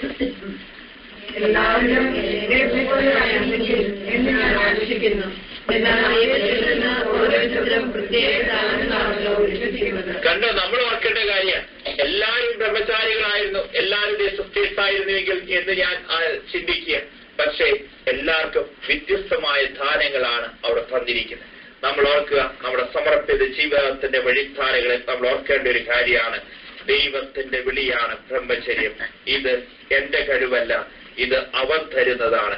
എല്ലാവരും എന്നെ പോലെ ആയിരുന്നുവെങ്കിൽ അത് ചിന്തിക്കുകയല്ല, ഇത് ദൈവത്തിന്റെ ദാനമാണ് എന്ന് നമ്മൾ മനസ്സിലാക്കുക. ഇന്നോളം എനിക്ക് വിശ്വസ്തയോടുകൂടെ ജീവിക്കാൻ സാധിച്ചിട്ടുണ്ടെങ്കിൽ ദൈവത്തോട് നന്ദി പറയുക. രണ്ടാമത് പറയുകയാണ്, കൂടുതൽ കൃപയോടുകൂടെ അഭിഷേകത്തോടുകൂടെ ജീവിക്കാൻ നമുക്ക് അവിടെ കൃപ തരട്ടെ. വീണ്ടും നമ്മൾ കാണുക, ബ്രഹ്മചര്യം എന്ന് പറഞ്ഞു കഴിഞ്ഞാൽ അത് സ്വാതന്ത്ര്യത്തിലേക്കുള്ള ഒരു ഒത്തിരിയേറെ സ്വാതന്ത്ര്യം നൽകുന്നതാണ് ബ്രഹ്മചര്യം എന്നുള്ളത്. നമുക്കറിയാം പ്രിയപ്പെട്ടവരെ, നമ്മുടെ ആര് ചിന്തിക്കണം, ഈ ബ്രഹ്മചര്യം എന്ന് പറഞ്ഞ് ശരീരത്തിന് വിശുദ്ധി കാത്തുകൊണ്ട് മുറിയിലിരിക്കുന്നതല്ല ബ്രഹ്മചര്യം. നമ്മെ സംബന്ധിച്ചുള്ള സ്വാതന്ത്ര്യത്തിലേക്കുള്ള ഒരു വിളിയാണ് ബ്രഹ്മചര്യം എന്നുള്ളത് നമ്മൾ ഓർത്തിരിക്കുക. ഞാൻ ഡീക്കനായിട്ട് ജോലി ചെയ്തിരുന്ന ഒരു പള്ളി ഉണ്ടായിരുന്നു. ഇരിങ്ങാലക്കുട രൂപതയില് ഒരു ഇടവയിലായിരുന്നു ഞാൻ ഡീക്കനായിട്ട്. എന്റെ കൂടെ 72 വയസ്സുള്ള അച്ഛനായിരുന്നു എന്റെ കൂടെ ഉണ്ടായിരുന്നത്. ഞാനിപ്പോഴും ഓർക്കുകയാണ് ഈ അച്ഛന്റെ ഒരു പ്രത്യേകത. ഈ അച്ഛനെ കുറിച്ച് പറയുന്ന ഒരു കാര്യമാണ്, ഈ അച്ഛൻ രാവിലെ ഒരു ബ്രേക്ക്ഫാസ്റ്റ് ഒക്കെ കഴിഞ്ഞു കഴിഞ്ഞിട്ടുണ്ടെങ്കിൽ വാതിൽ അടയ്ക്കും, മുറി അടയ്ക്കും. പിന്നെ അച്ഛൻ വാതിലെ തുറക്കില്ല. അതിനുശേഷം ആരെങ്കിലും അച്ഛൻ എങ്ങനെയെങ്കിലും ആരെങ്കിലും വരുന്ന കണ്ടു കഴിഞ്ഞിട്ടുണ്ടെങ്കിൽ അച്ഛൻ എല്ലാവർക്കും കൈ കാണിച്ചിട്ട് പറയും, ഞാനിവിടെ ഇല്ല, പൊക്കോ, ഞാനിവിടെ ഇല്ല. ഞാൻ കണ്ടതാ, അച്ഛനും കൂടെ ഞാൻ ജീവിച്ചനായിട്ട് ഞാൻ ജീവിച്ചു. ഞാനിവിടെ ഇല്ല, പൊക്കോ. പക്ഷെ അവിടെയുള്ള ആൾക്കാര് ഈ അച്ഛനെ നോക്കിയിട്ട് പറയും, ഈ അച്ഛനെ ഏതോ സ്ത്രീകൾ കൈവശം കൊടുത്തുകൊണ്ടാണോ അച്ഛൻ. എന്നാൽ നമ്മൾ തിരിച്ചറിയണം, നമ്മൾ ബ്രഹ്മചാരികളായിട്ടുണ്ടെങ്കിൽ അത് കൂടുതൽ സ്വാതന്ത്ര്യത്തോടുകൂടെ ജീവിക്കാൻ വേണ്ടിയിട്ട് അമ്മയെ സംബന്ധിച്ചിടത്തോളം കൂടുതൽ ഇത് സ്വാതന്ത്ര്യത്തോടുകൂടെ നമ്മുടെ ഓരോരുത്തരുടെയും സമർപ്പണത്തിന് വഴിധാരകളെ ജീവിക്കുന്നതിന് വേണ്ടിയിട്ട് നമുക്ക് ഈ ബ്രഹ്മചര്യം എന്നുള്ള വ്രതം തന്നിരിക്കുന്നത്. അല്ലാതെ ആരും ചിന്തിക്കരുത്, ഈ ശരീരത്തിന്റെ വിശുദ്ധി കാത്തു സൂക്ഷിച്ചുകൊണ്ട് മുറിയിടകത്തിരിക്കാൻ വേണ്ടിയിട്ടല്ല ഈ ബ്രഹ്മചര്യം നമുക്ക് തന്നിരിക്കുന്നത്. ശരീരത്തിന്റെ വിശുദ്ധി മാത്രമല്ല, കൂടുതൽ സ്വാതന്ത്ര്യത്തോടുകൂടെ നമ്മുടെ ഓരോരുത്തരും ശുശ്രൂഷ മേഖലകളിലേക്ക് നമുക്ക് വ്യാപരിക്കാൻ വേണ്ടിയിട്ടാണ്. നിങ്ങൾ ഓർക്കണം, യേശുവിന്റെ ജീവിതം ഒന്ന് നോക്കി, യേശുവിന്റെ ജീവിതത്തെ കാണാൻ സാധിക്കും. അത് യേശു ബ്രഹ്മചാരിയായിരുന്നു. ഈ ബ്രഹ്മചാരിയായ യേശുവിന്റെ ജീവിതം എങ്ങനെയായിരുന്നു? അവന് കൂടെ ആയിട്ടുണ്ടായിരുന്നു, അവന്റെ കൂടെ പാവപ്പെട്ടവരുണ്ടായിരുന്നു, വ്യഭിചാരികളുമായിട്ട് അവരെ സംബന്ധിച്ചുള്ള അവരുമായിട്ട് കൂട്ടുണ്ടായിരുന്നു. ഇതുപോലെ തന്നെ സമൂഹത്തിൽ അവഗണിക്കപ്പെട്ട ആൾക്കാരുമായിട്ട് അവന് കൂട്ടുണ്ടായിരുന്നു. നമ്മൾ ഓർക്കേണ്ടത്, ഇവരൊക്കെ അവന്റെ ജീവിതത്തിന്റെ ഭാഗമാക്കാൻ അവനെ സാധിച്ചെങ്ങനെയാ? ഈ ബ്രഹ്മചര്യം എന്നുള്ള വ്രതം അവൻ തന്റെ ജീവിതത്തിൽ കൂടുതൽ സ്വാതന്ത്ര്യത്തോടുകൂടി എടുത്തതുകൊണ്ട്. ഞാൻ പറഞ്ഞു, ഈ ആരംഭത്തിൽ പറഞ്ഞു ഫ്രാൻസിലെ സഭയെക്കുറിച്ച്. ഫ്രാൻസിന് ശക്തമായ ഒരു കാലഘട്ടത്തിൽ നേതൃത്വം കൊടുത്ത വ്യക്തിയാണ് വിശുദ്ധ വിൻസെന്റ് പോൾ എന്ന് പറയുന്ന വിശുദ്ധൻ. ഈ വിശുദ്ധൻ ഇത് സുവിശേഷ പ്രഘോഷണത്തിന് വേണ്ടി ഒരു സമൂഹത്തെ, ഒരു സൊസൈറ്റിയെ അവിടെ രൂപീകരിച്ചു. അതാണല്ലോ വിൻസെന്റ് പോൾ. ആ വിൻസെന്റ് പോൾ സൊസൈറ്റി ഇന്ന് അവിടെ ശക്തമായ സുവിശേഷ പ്രഘോഷങ്ങളും കാര്യങ്ങളൊക്കെ ഫ്രാൻസിൽ നടത്തിക്കൊണ്ടിരിക്കുക. അങ്ങനെ ഇരിക്കുമ്പോൾ അവർക്ക് വൈദികരുടെ എണ്ണം കൂടിക്കഴിഞ്ഞപ്പോ ഈ വിൻസെന്റ് പോൾ തീരുമാനിച്ചു, നമുക്ക് ഇനി ക്രിസ്തുവിനെ അറിയാത്ത ദേശങ്ങളിലേക്കും രാജ്യങ്ങളിലേക്കും മിഷണറിമാരായി വൈദികരെ അയക്കണം. ഈ വൈദികരെ അയക്കേണ്ട കാര്യങ്ങളൊക്കെ അവർ നോക്കിയിട്ട് അദ്ദേഹം 2 വൈദികരെ തെരഞ്ഞെടുക്കുക. നല്ല വിശുദ്ധരായിട്ടുള്ള, നല്ല പ്രാർത്ഥനാ ജീവിതമുള്ള 2 വൈദികരെ ആഫ്രിക്കയിലെ മഡഗാസ്കർ എന്ന് പറയുന്ന ദ്വീപിലേക്ക് കർത്താവിന്റെ സുവിശേഷം പ്രഘോഷിക്കാൻ വേണ്ടി അയക്കുക. ഈ സമയത്ത് ഈ 2 വൈദികരും ആഫ്രിക്കയിൽ ശേഷം തിരിച്ചു വന്ന് ഒരു വൈദികൻ വിൻസെന്റ് പോളിനോട് പറയുന്ന ഒരു കാര്യമുണ്ട്, ഞങ്ങളെ അവിടേക്കാണ് കൊണ്ടുപോയി വിട്ടിരിക്കുന്നത്. ഞങ്ങളെ സംബന്ധിച്ച് ഒരു സുരക്ഷിതത്വം ഇല്ലാത്തൊരു സ്ഥലത്തേക്കാണല്ലോ ഞങ്ങളെ കൊണ്ടുപോയി വിട്ടിരിക്കുന്നത്. ഇങ്ങനൊരു സ്ഥലത്ത് ഞങ്ങൾ പോയി താമസിച്ചു കഴിഞ്ഞാൽ ഞങ്ങൾക്ക് അപകടമുണ്ടാവില്ലേ? എന്നാൽ പ്രിയപ്പെട്ടവരെ, വിൻസെന്റ് ഇപ്പോൾ ചോദിക്കുന്നുണ്ട് ആ സമയത്ത് ഈ വൈദികരോട്, നിങ്ങൾ ഒരുപക്ഷെ തിരിച്ച് ഞാൻ നിങ്ങളെ ഏറ്റവും സുരക്ഷിതമായ സൗകര്യങ്ങളുള്ള ഈ ഫ്രാൻസിൽ കൊണ്ടുവന്നു. ഇവിടെ സുരക്ഷിതമായ സാഹചര്യങ്ങളും കാര്യങ്ങളുണ്ട്. എന്നാൽ നിങ്ങൾക്ക് ഈ സുരക്ഷിതമായ സാഹചര്യത്തിൽ വിശുദ്ധിയോടുകൂടി ജീവിക്കാൻ സാധിക്കുമെന്ന് നിങ്ങൾക്ക് ഉറപ്പുണ്ടോ? യേശുവിന്റെ ജീവിതത്തെ കാണാൻ സാധിക്കുന്ന യേശുവിന് അവരിവരൊക്കെയായിട്ട് നല്ല ബന്ധങ്ങളുണ്ടായിരുന്നു. പക്ഷേ യേശുവിന്റെ ബ്രഹ്മചര്യം എന്ന് പറയുന്ന ആ സ്വാതന്ത്ര്യത്തോടുകൂടെ ഈ മനുഷ്യരെ കാണാനുള്ള ഒരു ഒഴുക്കായിരുന്നു യേശുവിനെ സംബന്ധിച്ചിടത്തോളം ഈ ബ്രഹ്മചര്യം എന്നുള്ള വ്രതം. നമ്മൾ ഓർത്തിരിക്കുക, ഒരിക്കൽ ഒരു വൈദികൻ പറഞ്ഞിരിക്കുന്ന ഈ സെലിബസിയെ കുറിച്ച്, celibacy is existential inability to do so എന്ന് വെച്ച് കഴിഞ്ഞാൽ എനിക്ക് അസ്തിത്വപരമായി, ഞങ്ങൾ ധർമാരാം കോളേജിൽ പഠിച്ചുകൊണ്ടിരുന്ന സമയത്ത് ഞങ്ങൾ റെക്ടർസിനായിരുന്നു. കോഴിക്കോട് പ്രൊവിൻസിലെ പൂർണ്ണോലിയൻസൻ എന്ന് പറയുന്ന വൈദികൻ കേട്ടിട്ടുണ്ടാവും, താമരശ്ശേരിക്കാരൊക്കെ കേട്ടിട്ടുണ്ടാവും. പൂർണ്ണോലിയൻസൻ എന്ന് പറയുന്ന വൈദികൻ ഞങ്ങൾ ധർമാരാം കോളേജില് ഞങ്ങൾ ഫിലോസഫി പഠിക്കാൻ വേണ്ടി ചെന്ന് കഴിഞ്ഞപ്പം ഞങ്ങൾ നൊവിഷ്യറ്റ്, അത് അമ്പഴക്കാർ നൊവിഷ്യറ്റ് ചെയ്ത് ഞങ്ങൾ പോകും. അമ്പഴക്കാർ നൊവിഷ്യറ്റ് എന്ന് പറഞ്ഞു കഴിഞ്ഞാൽ ഞങ്ങൾ CMI സഭയുടെ എല്ലാ പിതാക്കന്മാരും പഠിച്ചു പോയിരിക്കുന്ന ഏറ്റവും പഴയ നൊവിഷ്യറ്റ്. അവിടെയാണ് ഞങ്ങളൊക്കെ നൊവിഷ്യറ്റ് കഴിഞ്ഞ് അവിടെ ചെല്ലുന്നത്. ഇവിടെ ചെന്ന് കഴിഞ്ഞപ്പം ആദ്യത്തെ മാസധ്യാനത്തിൽ ടോക്ക് തരുന്ന ഞാൻ റെക്ടറച്ചനായ സെബാസ്റ്റ്യൻ പൂർണ്ണോലിയച്ചനാണ്. ഈ സെബാസ്റ്റ്യൻ പൂർണ്ണോലിയച്ചൻ അന്ന് ഞങ്ങളോട് പറഞ്ഞ വാക്കുകൾ ഇപ്പോഴും എന്റെ മനസ്സിലുണ്ട്. അച്ഛൻ അന്ന് പറയുക, 300ഓളം ചെമ്മാച്ചന്മാരിയിരിക്കുമ്പോൾ നിങ്ങൾ വിവാഹം കഴിക്കാൻ കഴിവുള്ളവർ പോയി കഴിക്കുക, നിങ്ങൾ വിവാഹം കഴിക്കാൻ കഴിവുള്ളവർ പോയി കഴിക്കുക. എന്നാൽ നമ്മൾ അതുകൊണ്ട് അന്ന് റെക്ടറച്ചൻ ഉദ്ദേശിച്ചെന്നാണ് അന്ന് എനിക്ക് മനസ്സിലായിരുന്നില്ല. ഇന്ന് എനിക്ക് മനസ്സിലായത്, പല കാര്യങ്ങളും അന്ന് മനസ്സിലായ existential inability to do so, അസ്തിത്വപരമായ എന്താ പറയാ, ഇത് പറ്റില്ലാത്തൊരവസ്ഥ. എനിക്ക് തമ്പുരാനുള്ള സ്നേഹം കാരണം എനിക്കിത് മറ്റൊന്ന് പറ്റില്ലാത്തൊരവസ്ഥ. ഇതാണ് എന്നെ സംബന്ധിച്ചിടത്തോളം ബ്രഹ്മചര്യം എന്ന് പറയുന്നത്. അസ്തിത്വപരമായ ഇന്നബിലിറ്റി, എനിക്ക് അടിസ്ഥാനം ഇതല്ലാതെ എനിക്ക് പറ്റില്ല. അതാണ് ഒരു സന്യാസിയെ സംബന്ധിച്ചിടത്തോളം ബ്രഹ്മചര്യം എന്ന വ്രതത്തിലൂടെ. രണ്ടാമത്തെ കൗൺസിൽ പറയുന്നുണ്ട്, അല്ല ബീറ്റ കോൺസ്ട്രയിൽ പറയുന്ന ഒരു കാര്യമാണ് ഈ ബ്രഹ്മചര്യത്തെ കുറിച്ച് പറയുന്നത്. അത് ഈശോയുമായിട്ടുള്ള പ്രണയ ബന്ധമാണ് സമർപ്പിത ജീവിതത്തിൽ ബ്രഹ്മചര്യം എന്ന് പറയുന്നത്.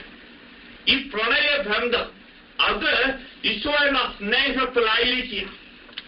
പ്രണയബന്ധം, ഈ പ്രണയബന്ധം എപ്പോഴും ചോദിക്കട്ടെ, പ്രേമിച്ചിട്ടുള്ള വ്യക്തികളോട് ചോദിക്കും, പ്രണയബന്ധം എപ്പോഴും എത്ര പേര് തമ്മിലാണ്? ഉത്തരം പറഞ്ഞു ചോദിക്കും.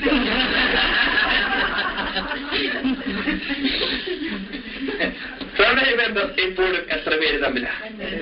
എന്നാൽ ഇതിന്റെ അകത്ത് മൂന്നാമത് ഒരാൾ വന്നു കഴിഞ്ഞാൽ എന്തിനാ അതിനെ പറയുക? അവിശ്വസ്തത.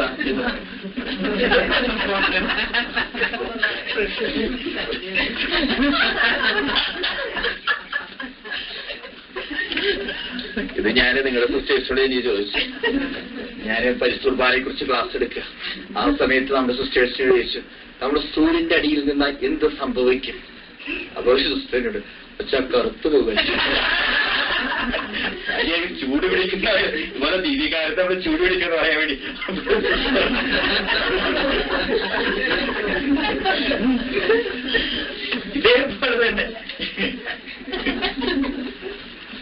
ഇതേപോലെ തന്നെ നമ്മൾ ഓർത്തിരിക്കേണ്ട ഒരു കാര്യം, ഇത് ഈശോയായിട്ടുള്ള പ്രണയ ബന്ധമാണ് ഒരു സന്യാസത്തെ സമർത്ഥകരെ സംബന്ധിച്ചിടത്തോളം ബ്രഹ്മചര്യം എന്നുള്ള വ്രതം. മൂന്നാമത് ഒരു വ്യക്തി ഇതിലേക്ക് കടന്നു വരുമ്പോൾ അത് അവിശ്വസ്തതയാണ്.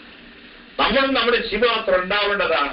ആരംഭത്തിലൊക്കെ പറഞ്ഞതുപോലെ ഈ കർത്താവുമായിട്ടുള്ള ആ പ്രണയ ബന്ധം ഒരു സമർപ്പിതന്, ഒരു സന്യാസിക്ക് അത് ഉണ്ടാകുമ്പോൾ നമ്മെ സംബന്ധിച്ചിടത്തോളം നമ്മിൽ നിന്ന് ഈ ബ്രഹ്മചര്യം എന്ന വ്രതത്തിലൂടെ വലിയ അഭിഷേകവും കൃപയും, അല്ലെങ്കിൽ ദൈവസ്നേഹത്തിന്റെ നിറവിൽ ദൈവജനത്തിലേക്ക് വലിയ കൃപകളും ഒഴുകുക. ഈ പ്രണയ ബന്ധമില്ലാതെ നമ്മൾ എന്ത് കാണിച്ചു കൂട്ടിയാലും നമ്മൾ നമ്മൾ തിരിച്ചറിഞ്ഞ നമ്മളൊക്കെ വ്യാജ പ്രവാസികന്മാരാണ്. ഈ പ്രണയബന്ധം അവന്റെ കൂടെയായിരിക്കുക. അവനില്ലാതെ എനിക്ക് പറ്റാത്തൊരവസ്ഥ. ആ സ്നേഹത്തിലേക്ക് വളരുന്ന ഒരു സമർത്ഥതയെ സംബന്ധിച്ചിടത്തോളം ബ്രഹ്മചര്യം എന്ന വ്രതത്തിലൂടെ നമ്മള് ബ്രഹ്മചര്യം എന്ന് പറയുന്ന ഇന്ത്യൻ വാക്കാണെങ്കിൽ അത് ബ്രഹ്മന്റെ കൂടെ ചലിക്കുക, ബ്രഹ്മന്റെ കൂടെ ആ അവസ്ഥ നമ്മൾ ഉണ്ടാക്കിയെടുക്കുക. അത് അവന്റെ കൂടെയിരിക്കുന്ന നമ്മൾ ഓർക്കേണ്ട ഒരു കാര്യമാണ്. നോക്കിക്കോ, അവനെ സംബന്ധിച്ചിടത്തോളം ഒരു വ്യക്തി പ്രാർത്ഥിക്കുന്ന മനുഷ്യനായിത്തീരുന്ന ഒരു ദിവസം നമ്മുടെ വാസനകളോട് കിട്ടുന്നതല്ല പ്രാർത്ഥന എന്ന് പറയുന്നത്. പ്രാർത്ഥിച്ച സിസ്റ്ററെ പ്രാർത്ഥനയായിത്തീരുന്നത്, സഹിച്ച സിസ്റ്ററെ സഹനായിത്തീരുന്നത്, ക്ഷമിച്ച സിസ്റ്ററെ നമ്മൾ ക്ഷമയായിത്തീരുന്നത്. അല്ലാതെ നമ്മൾ ഒരു ദിവസം കൊണ്ട് കിട്ടുന്ന കാര്യമൊന്നുമല്ല. It is a process. ആയിത്തീരേണ്ട അവസ്ഥയാണ് ഇത്. പ്രാർത്ഥിച്ച് നമ്മൾ നേടിയെടുക്കേണ്ടത്. അല്ലാതെ ഞാൻ ഒരു ക്ലാസ് കേട്ടു അതുകൊണ്ട് ആയിത്തീരുന്നതല്ല. പ്രാർത്ഥിക്കുന്ന മനുഷ്യനായെന്ന് പറയും ഒരു ദിവസം കൊണ്ട് ആയിത്തീരുന്നതല്ല. ക്ഷമയുടെ മനുഷ്യനായിത്തീരും ഒരു ദിവസം കൊണ്ട് ക്ഷമിച്ച ക്ഷമയുടെ മനുഷ്യനാവില്ല. ക്ഷമിച്ച് നമ്മൾ ക്ഷമയായിത്തീരുക, സഹിച്ച നമ്മൾ സഹനായിത്തീരുക. അതുകൊണ്ട് തന്നെ അവന്റെ മുമ്പിലിരുന്ന് അവനുമായിട്ട് ഒന്നായിത്തീർന്ന് കഴിയുമ്പോഴാണ് നമ്മുടെ സമർത്ഥത ജീവിതങ്ങളുടെ ഒക്കെ കൃപയൊഴുകുള്ളൂ, അഭിഷേകം ഒഴുകുള്ളൂ എന്ന് തിരിച്ചറിയുക. എന്നാൽ യേശു ബ്രഹ്മചര്യത്തിന് വിളിക്കുന്ന വാക്കാണ് എന്താ വിളിക്കുന്നത്? ഷണ്ടൻ എന്നാണ് യേശു ബ്രഹ്മചര്യത്തിന് വിളിക്കുന്ന വാക്ക്. നമ്മൾ കണ്ടു, യേശു ബ്രഹ്മചര്യത്തെ വിളിക്കുന്നതാണ് ദൈവരാജ്യത്തെ പ്രതി ഷണ്ടന്മാരായ വ്യക്തി എന്നാണ്. ശരീര ശേഷിക്കുറവല്ല, മറിച്ച് ഒരു നമ്മെ സംബന്ധിച്ചിടത്തോളം നമുക്ക് ഈ ലോകത്തിന്റെ എല്ലാ പ്രിവിലേജസും അവനെ ആസ്വദിക്കാമായിരുന്നു, എടുക്കാമായിരുന്നു. എന്നാൽ അവൻ വേണ്ട എന്ന് വെക്കുന്ന നമ്മൾ ഒന്ന് ഓർത്ത് നോക്കി. ഒരു പുരുഷന്റെ ഏറ്റവും വലിയ നന്മ സ്ത്രീയാണ്. ഒരു സ്ത്രീയുടെ ഏറ്റവും നല്ല ദൈവം കഴിഞ്ഞ ഏറ്റവും നല്ല നന്മ എന്ന് പറയുന്നത് പുരുഷനാണ്. ഒരു സ്ത്രീയെ സംബന്ധിച്ച് അമ്മയാവാം, സഹോദരിയാവാം, ഭാര്യയാവാം. പക്ഷേ ഈ വിശുദ്ധ ഫ്രാൻസിസ് അസീസിയൊക്കെ പറയുന്ന ഒരു സ്നേഹത്തെ കുറിച്ച് പറയുന്നത് അവന്റെ സ്നേഹം എന്നിലേക്ക് ഒഴുകിക്കഴിഞ്ഞാൽ പിന്നെ എന്തിനാ എനിക്കൊരു സ്ത്രീയുടെ സ്നേഹം? ഈ അവന്റെ സ്നേഹം ഒഴുകിയില്ലെങ്കിൽ അവന്റെ സ്നേഹത്തിൽ നിറയാത്ത ഒരു വ്യക്തിയാണ് നമ്മൾ നോക്കിയോ. സമർപ്പിത ജീവിതത്തിന്റെ വഴിത്താരകളിലെ അവിശ്വസ്തത എന്ന് പറഞ്ഞു കഴിഞ്ഞാൽ നോക്കിയോ, ബ്രഹ്മചര്യത്തിന്റെ അവിശ്വസ്തത എന്ന് പറഞ്ഞു കഴിഞ്ഞാൽ ആരും ചിന്തിക്കേണ്ട ആ വ്യക്തി ഇങ്ങനൊരു പാപം ചെയ്യുന്നതാണ് സമർപ്പിത ജീവിതത്തിന്റെ അല്ലെങ്കിൽ ബ്രഹ്മചര്യം എന്ന് പറയുന്ന ജീവിതത്തിന്റെ അവിശ്വസ്തത. അതൊന്നുമല്ല, മറിച്ച് ഒരു വ്യക്തി ബ്രഹ്മചര്യം എന്ന വ്രതത്തിന് അവിശ്വസ്തത കാണിക്കുന്ന അടയാളങ്ങൾ. ഒന്ന്, നിർവികാരത, ഒരു പാസിവിറ്റി. ഒരു നിർവികാരതയോടുകൂടെ നമ്മുടെ സമൂഹ ജീവിതത്തിൽ ജീവിക്കുന്നുണ്ട്. അത് ബ്രഹ്മചര്യം എന്ന് പറയുന്നതിന്റെ അതിന് അവിശ്വസ്തത. അതുപോലെ രണ്ടാമത്തെ ലക്ഷണമാണ് അവരെ ഒന്നിന് സംതൃപ്തിയില്ലാത്ത അവസ്ഥ. മൂന്ന്, ഈ ജീവിതം കർത്താവിന് വേണ്ടി ജീവിതം സമർപ്പിച്ചിട്ട് എല്ലാം വൃഥാവിലായി എന്നുള്ള തോന്നൽ.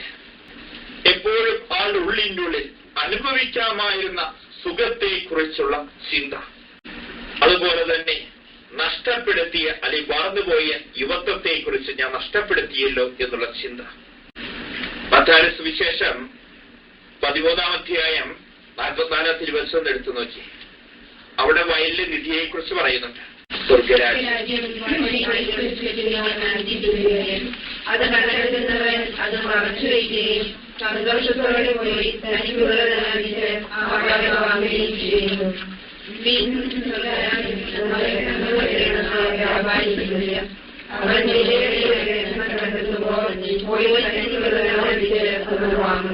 നമ്മുടെ സമർപ്പിത ജീവിതത്തിൽ ചിന്തിക്കേണ്ട ഒരു കാര്യമാണ്. നമ്മെ സംബന്ധിച്ചിടത്തോളം സ്വർഗരാജ്യം യേശു എന്ന് പറയുന്ന വലിയ ഒരു നിധി നേടുന്നതിന് വേണ്ടിയിട്ടാണ് നമ്മൾ വന്നിരിക്കുന്നത്. ഈ വലിയ നിധി നേടിക്കഴിയുമ്പോൾ അല്ലെങ്കിൽ ആ നേടിയെടുക്കുമ്പോൾ എന്താ, എനിക്ക് യേശുവാകുന്ന ഈ വലിയ നിധി ആ നേടിയെടുക്കാൻ വേണ്ടി ഞാൻ ബാക്കി ഉള്ളതെല്ലാം അവിടുന്ന് വിൽക്കുന്നു. ഒറ്റ കാര്യം നേടുന്നതിന് വേണ്ടിയാണ്, യേശുവാകുന്ന ആ നിധി നേടുന്നതിന് വേണ്ടി. എന്നാൽ നമ്മൾ കാണുകയാണ് ഈ നിധി നേടാൻ വേണ്ടി ഒരു വ്യക്തി വിൽക്കുമ്പോൾ ആ വ്യക്തിക്ക് സന്തോഷം ഉണ്ടാവണം. സന്തോഷം ഉണ്ടാവുന്ന എപ്പോഴാണ്? ആ വലിയ നിധി കണ്ടെത്തിയെങ്കിൽ മാത്രമാണ് വിൽക്കുന്നവന്റെ ആ വിൽപ്പന അവന് സന്തോഷമായി തീരുള്ളൂ. ഇതുപോലെ തന്നെ നമ്മുടെ സമർപ്പിത ജീവിതത്തിൽ യേശുവാകുന്ന ആ വലിയ നിധി ഞാൻ നേടിയെടുക്കണം. അത് കണ്ടെത്തിയെങ്കിൽ മാത്രം ബാക്കിയെല്ലാം പൗലോസ് പറയുന്ന അവനെ പ്രതി എല്ലാം ഉദ്ദേശം പോലെ ഞാൻ കരുതുന്നു എന്ന് ഞാൻ പറയുന്നത്. എല്ലാ ഞായറാഴ്ചയും ഞങ്ങളുടെ ഈ ചാവറ മിനിസ്റ്റർ പ്രയർ ലൈനില് വചനം കൊടുക്കുന്ന ഒരു വ്യക്തിയുടെ പേര് ബ്രദർ അനി ജോർജ് എന്ന് പറയുന്ന വ്യക്തി. നിങ്ങൾ കേട്ടിട്ടുണ്ടാകും. അത് ഫോട്ട ആശ്രമത്തില് ഡിവൈൻ ധ്യാനകേന്ദ്രത്തില്, അതുപോലെ സയ്യോ ധ്യാനകേന്ദ്രത്തില്, എസ് സി ധ്യാനകേന്ദ്രത്തിലും, അതുപോലെ സ്റ്റേറ്റ്സിന്റെ ധ്യാനകേന്ദ്രം ഉണ്ടല്ലോ അവിടെ നമ്മുടെ അവിടെയൊക്കെ അദ്ദേഹം വചന പ്രഘോഷം നടത്തുന്നു. വലിയ വചന പ്രഘോഷനായിട്ട മനുഷ്യനാണ്. ഈ മനുഷ്യന്റെ ജീവിതത്തിൽ ഞാൻ കണ്ടിരിക്കുന്ന വലിയ പ്രത്യേകതയാണ്. ഈ വലിയ ഇൻസ്പിറേഷനുള്ള ഒരു ആത്മാവിനായ ഒരു മനുഷ്യനാണ്. അദ്ദേഹം ക്രിസ്തുവിനെ നേടുന്നതിന് വേണ്ടി ബാക്കിയെല്ലാം ഉപേക്ഷിച്ച മനുഷ്യനാണ്. ഇദ്ദേഹത്തെ സംബന്ധിച്ചിടത്തോളം ഇദ്ദേഹം ബ്രാഹ്മണനായിട്ടുള്ള വ്യക്തിയാണ്. അദ്ദേഹത്തിന്റെ സാക്ഷ്യം എല്ലാവരും വളരെ ടച്ച് ചെയ്തിട്ടുള്ള, ഒരു വർഷം നിങ്ങളൊക്കെ ഏതെങ്കിലും ഡിവൈനിലെ അട്ടപ്പാടിലൊക്കെ ധ്യാനത്തിൽ പോയിട്ടുണ്ടെങ്കിൽ ഒരു വർഷം നിങ്ങൾ കേട്ടിട്ടുണ്ടാവും. ഇപ്പോഴാണെങ്കിൽ പോലും സിസ്റ്റേഴ്സ് ധ്യാനത്തിലൊക്കെ പോട്ടയില് ഇദ്ദേഹത്തിന്റെ സാക്ഷ്യം അദ്ദേഹം പറയാറുണ്ട്. അദ്ദേഹം പറയുകയായിരുന്നു, ഈജിപ്തിലൊക്കെ അദ്ദേഹത്തിന് ജോലി ഒക്കെ അദ്ദേഹത്തിന് ഡിപ്ലോമാറ്റൊക്കെ ആയിട്ട് ജോലി കാര്യങ്ങളൊക്കെ കിട്ടിയത്. പക്ഷെ ഇദ്ദേഹം യേശുവിനെ നേടാൻ വേണ്ടി അദ്ദേഹത്തിന് ഒരു സെർച്ച് ഫോർ ട്രൂത്ത്, സത്യത്തിന് വേണ്ടിയുള്ള ഒരു അന്വേഷണം ഉണ്ടായിരുന്നു. എന്നിട്ട് ഇദ്ദേഹം യേശുവിനെ കണ്ടെത്തി കഴിഞ്ഞപ്പോ ഈ ബ്രാഹ്മണനായിട്ടുള്ള മനുഷ്യൻ എല്ലാം വിട്ടുപേക്ഷിക്കുക എന്ന് പറഞ്ഞു കഴിഞ്ഞാൽ അദ്ദേഹത്തിന്റെ കുടുംബത്തിന്റെ പാരമ്പര്യം ഉണ്ടായിരുന്നു. ബ്രാഹ്മണനായി പാലക്കാടുകാരനായിട്ടുള്ള മനുഷ്യനായിരുന്നു. അദ്ദേഹത്തെ സംബന്ധിച്ചിടത്തോളം ഇതുപോലെ തന്നെ നല്ല ഒരു വിദ്യാഭ്യാസമുള്ള മനുഷ്യനായിരുന്നു. ജോലി എല്ലാ കാര്യങ്ങളും അദ്ദേഹം ഉപേക്ഷിച്ച് യേശുവിന് വേണ്ടിയിട്ട് അദ്ദേഹം ജീവൻ ചെലവഴിക്കുക. എന്നിട്ട് അദ്ദേഹത്തിന്റെ സ്ഥാപനത്തിൽ കീഴ്മേരിയുന്ന അദ്ദേഹത്തിന്റെ സ്ഥാപനത്തിന് പേര് തൃശ്ശൂര്. ഇദ്ദേഹം അൺവെഡഡ് മദേഴ്സിന് വേണ്ടിയിട്ടുള്ള ഒരു സ്ഥാപനമാണ് തൃശ്ശൂർ അദ്ദേഹം ആരംഭിച്ചിരിക്കുന്നത്. അദ്ദേഹത്തിന്റെ സ്ഥാപനത്തിൽ ഞാൻ പലപ്പോഴും പോകാറുണ്ട്. അദ്ദേഹത്തിന്റെ സ്ഥാപനത്തിൽ ഞാൻ ചെന്ന് കഴിയുമ്പോൾ ഞാൻ കാണുന്നതാണ്, എപ്പോഴും അൺവെഡ് മദേഴ്സ് ഒരു 3-4 പേര് എപ്പോഴും ഉണ്ടാവും. തന്റെ ജീവിതം കൊണ്ട് കഴിഞ്ഞ ഒരു 15-20 വർഷമായി അദ്ദേഹം ശുശ്രൂഷ ആരംഭിച്ചു. 10-20 വർഷം കൊണ്ട് അദ്ദേഹം പറയുകയാണ്, 300ഓളം അൺവെഡഡ് മദേഴ്സ്, വിവാഹത്തിന് മുമ്പ് ഗർഭിണികളാകപ്പെട്ട 300-ലേറെ ഗർഭിണികളായ പെൺകുട്ടികൾ അദ്ദേഹത്തിന്റെ സ്ഥാപനത്തിൽ വന്ന് ഇത് ഡെലിവറി കാര്യങ്ങളൊക്കെ നടത്തിയതിനു ശേഷം ഒരുപക്ഷെ ഈ അൺവെഡഡ് മദേഴ്സ് ആയതുകൊണ്ട് ഒരുപക്ഷെ ഈ കുഞ്ഞുങ്ങളെ അവർക്ക് സ്വീകരിക്കാൻ ബുദ്ധിമുട്ടുണ്ട്. ഈ കുഞ്ഞുങ്ങളെ മുഴുവൻ അദ്ദേഹം സ്വീകരിക്കുന്നു. എന്നിട്ട് ഇവരെ തിരിച്ചുവിടുന്നു. ഒരുപക്ഷെ ആ മനുഷ്യൻ അങ്ങനെ സ്ഥാപനം തുടങ്ങിയില്ലായിരുന്നുവെങ്കിൽ 300 കുഞ്ഞുങ്ങളെ അബോർഷൻ നടത്തിപ്പോവുക മാത്രമല്ല, ഒരു 300ഓളം സൂയിസൈഡ് പോലും നമ്മൾ കാണേണ്ടതാണ്. ഇതിനുശേഷം ഞാൻ അദ്ദേഹത്തെ വലിയ അത്ഭുതത്തോടുകൂടെ ഞാൻ കാണുന്ന ഒരു കാര്യം പറയാം. അദ്ദേഹത്തിന്റെ സ്ഥാപനത്തിന്റെ ഒരു പ്രത്യേകത ഞാൻ കണ്ടിരിക്കുന്നു. ഇദ്ദേഹത്തെ സംബന്ധിച്ചിടത്തോളം ഈ മനുഷ്യൻ ഇദ്ദേഹം ഇങ്ങനെയുള്ള ആൾക്കാർക്ക് വേണ്ടിയുള്ള സ്ഥാപനമൊക്കെ തുടങ്ങി. ഇതിനുശേഷം ഈ 300ഓളം കുട്ടികൾ ഇന്ന് 300ഓളം സ്ഥലം അമേരിക്കയിൽ പോലും വന്നിട്ടുണ്ട്. അദ്ദേഹത്തിന്റെ അവിടെ സ്ഥാപനത്തിൽ നിന്ന് അഡോപ്റ്റ് ചെയ്തിരിക്കുന്ന കുട്ടി അമേരിക്കയിൽ പോലും വന്നിട്ടുണ്ട്. ഇന്ന് 300ഓളം നല്ല കുടുംബങ്ങളിലേക്ക് ഈ കുട്ടികളെ അദ്ദേഹം വിട്ടിരിക്കുകയാണ്. അദ്ദേഹത്തിന്റെ വീട്ടിൽ ഞാൻ പോകുന്നത് അദ്ദേഹത്തിന്റെ വീട് വെഞ്ചരിപ്പിന് വേണ്ടിയിട്ടാണ്. ഞാൻ വീട് വെഞ്ചരിപ്പ് ചെന്ന് കഴിഞ്ഞപ്പോൾ അന്ന് തട്ടിൽ പിതാവ് അവിടെ വന്നിട്ടുണ്ട്. ജെറുസലേമിലെ അച്ഛന്മാര് വന്നിട്ടുണ്ട്. ഇന്ന് തട്ടിൽ പിതാവ് പറഞ്ഞ ഒരു വാക്ക് എന്നെ വളരെ സ്ട്രൈക്ക് ചെയ്തു. തട്ടിൽ പിതാവ് പറയുക, ഇദ്ദേഹം 300ഓളം കുഞ്ഞുങ്ങളെ നല്ല ഭവനങ്ങളിലേക്ക് അദ്ദേഹം അയച്ചു. പക്ഷെ ഈ മനുഷ്യൻ ഒരിക്കൽ പോലും അദ്ദേഹത്തിന് ഭവനം ഉണ്ടായിരുന്നില്ല. എന്നെ അത്ഭുതപ്പെടുത്തിയ കാര്യമാണ്, ഈ മനുഷ്യൻ വാടക വീട്ടിലാണ് താമസിച്ചിരുന്നത്. ഇദ്ദേഹം ഭാര്യ 5 മക്കളുണ്ട്. ഈ 5 മക്കളെ ഒരു വാടക വീട്ടിൽ നിന്ന് അടുത്ത വാടക വീട്ടിലേക്ക് പോകും. ഈ 10-20 വർഷം കൊണ്ട് 4-5 വാടക വീട്ടിലാണ് അദ്ദേഹം താമസിച്ചിരുന്നത്. എന്നാൽ ഇദ്ദേഹം ഇങ്ങനെയുള്ള കുഞ്ഞുങ്ങൾക്ക് ജീവൻ കൊടുത്ത് പല കുടുംബങ്ങളും അദ്ദേഹം എത്തിച്ചു. അവസാനം തൃശ്ശൂരിലുള്ള ഒരു പാർട്ടി അദ്ദേഹത്തിന് സ്ഥലമൊക്കെ വാങ്ങി അദ്ദേഹത്തിന്റെ ഭവനം പണിതു കൊടുക്കുക. ഈ മനുഷ്യൻ പറയുകയാണ്, യേശു ക്രിസ്തുവിനെ എന്റെ ജീവിതത്തിൽ നേടിക്കഴിഞ്ഞപ്പോൾ ഈ ബാക്കിയൊന്നും എനിക്ക് വീടല്ല, ബാക്കിയെല്ലാം എനിക്ക് ഉച്ചിഷ്ടം പോലെ ഞാൻ കരുതുന്നത്.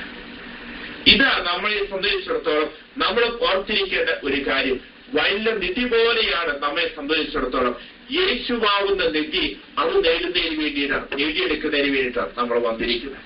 എന്നാൽ ഓർത്തിരിക്കേണ്ട ഒരു കാര്യമാണ്, എന്റെ സമർപ്പിത ജീവിതത്തിന്റെ വഴിത്താരകളിൽ യേശുവാകുന്ന നിധി എനിക്ക് മങ്ങിപ്പോയിട്ടുണ്ടോ ഇല്ലയോ? എന്റെ സമർപ്പിത ജീവിതത്തിന്റെ വഴിത്താരകളിൽ എനിക്ക് യേശുവാകുന്ന നിധി മങ്ങിപ്പോയിട്ടുണ്ടോ ഇല്ലയോ? സമർപ്പിത ജീവിതത്തെ കുറിച്ച് ആരംഭത്തിൽ ഞാൻ പറഞ്ഞു, മന്ന ഭക്ഷിച്ചു. ഇസ്രായേൽ ജനം ആദ്യം പറഞ്ഞു, കൊത്തമ്പലാനും പോലെ വെളുത്തതും തേൻ പോലെ മധുരിക്കുന്നതുമായിരുന്നു. പിന്നെ അവര് മുന്നോട്ട് പോയി അവര് പറഞ്ഞു, എണ്ണ ചേർത്ത അപ്പത്തിന്റെ രുചിയാ. അവസാനം അവര് പറയുന്നുണ്ട്, വിലകെട്ട അപ്പം ഭക്ഷിച്ച് ഞങ്ങൾ മടുത്തു. നമ്മൾ ഓർക്കേണ്ട ഒരു കാര്യം തന്നെയാണ്, നമ്മെ സംബന്ധിച്ചിടത്തോളം നമ്മുടെ സമർപ്പിത ജീവിതത്തിൽ നമ്മളായിരിക്കുന്ന അവസ്ഥ, എന്റെ ഹൃദയത്തിൽ യേശുവാകുന്ന നിധി എനിക്ക് മങ്ങിപ്പോയിട്ടുണ്ടോ എന്നുള്ളതാണ്.